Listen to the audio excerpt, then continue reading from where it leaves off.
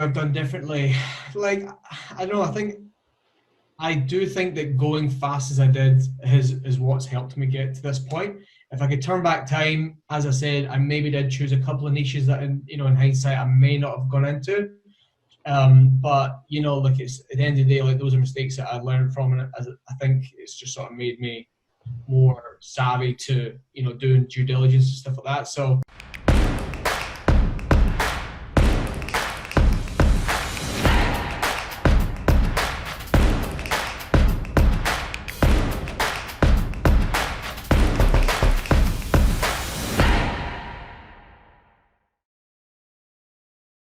Oh, yeah.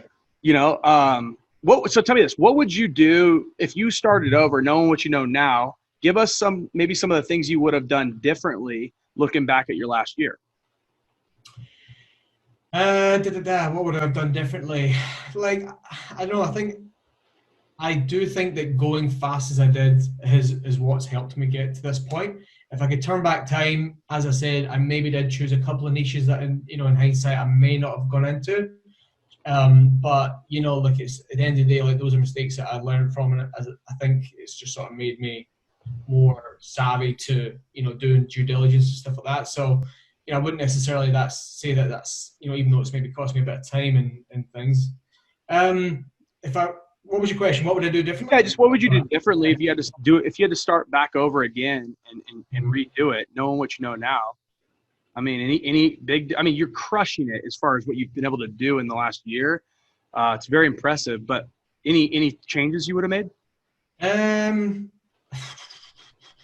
Probably just maybe try and get the because I did have the money there to use, and I think it did take me a bit of time to fully outsource. Like I was really like my intentions straight from when I started. I thought sales is my skill, my sort of background. I'm going to use that to my advantage.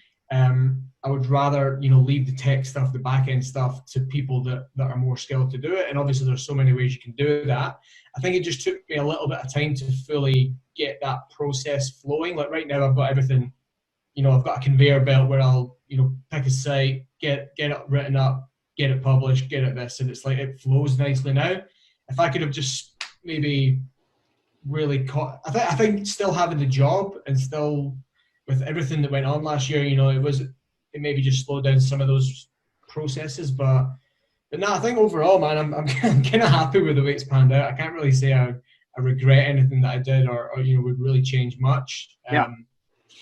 Yeah, I think. I think with anytime you put the amount of reps that you put in, you sped up the learning curve of what most would do exponentially. Because what I see a lot of people do incorrectly, and I think you could see this in any different industry in the world, is people get in, they don't know what they don't know yet, so they're afraid, and I get that, and we're working through some of those fears and trying to help that stuff, but they're afraid, they don't want to make a mistake, they don't want to ever fail. But to me, it's never failing when I go through, because I do the same thing, even been doing this for a decade. To this day, I picked the wrong niche sometimes. I picked, something was incorrect. I missed something. I cut a corner that I shouldn't have, or, I got a little bit, a little cute, and I probably should have done more due diligence and really looked into it. But nevertheless, those types of situations I think are really valuable for me. I don't look at them as failures, because it's not like it's just some of my time. And I look at what people are spending time on in their life anyway, and it's usually Netflix, Facebook, Instagram. No value that they're going to derive back generally. They're usually just wasting time. So it's like, man, I'd rather see someone put time into something, stub their toe, hit some roadblocks, because I'm listening to you right now and I'm like, dude, you've done what most people do over the course of many, many years. You've compressed time, which is why your income is sped up, and which is why you moved out of a job within 4 months of being in this thing. Oh boy, a windstorm here in Vegas, huh? You know what I'm saying? It's like the learning process for me, and that's what I try to tell everyone. Is like, look, I can't teach you. If you're a basketball player, you can't shoot one shot, two shot, and then I throw you into the NBA and you make NBA money. It's like, no. In order to be a pro, you got to put in the pro work. And like, I'm not saying that's necessarily what everyone wants to hear, but it's true in every industry, every business, everything in life is those that play the most, practice the most, put the most reps in, they're the most astute. They know what's going on. They don't get stumped by much because they've had to go through the problem solving on their own. And then they get to a point where they can easily bring on more people to their team, outsource more, grow faster, and feel very confident that they're not flying blind. So, we're changing a couple of things in the training to kind of make that happen, because I want people getting results even faster, but I also know that reps are important, and the process of showing up like you do for your job every day, it's no different here. But this is something where our income is not capped at some stupid salary.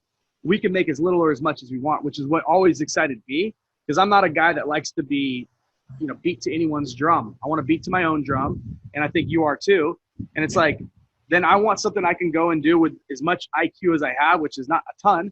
I want to be able to go do that and make professional athlete type of money, which is what I'm doing now. I'm also a decade into this, right? So, it's cool to see you, though, speed up the trajectory exponentially by you just putting in the extra work, while you have the time.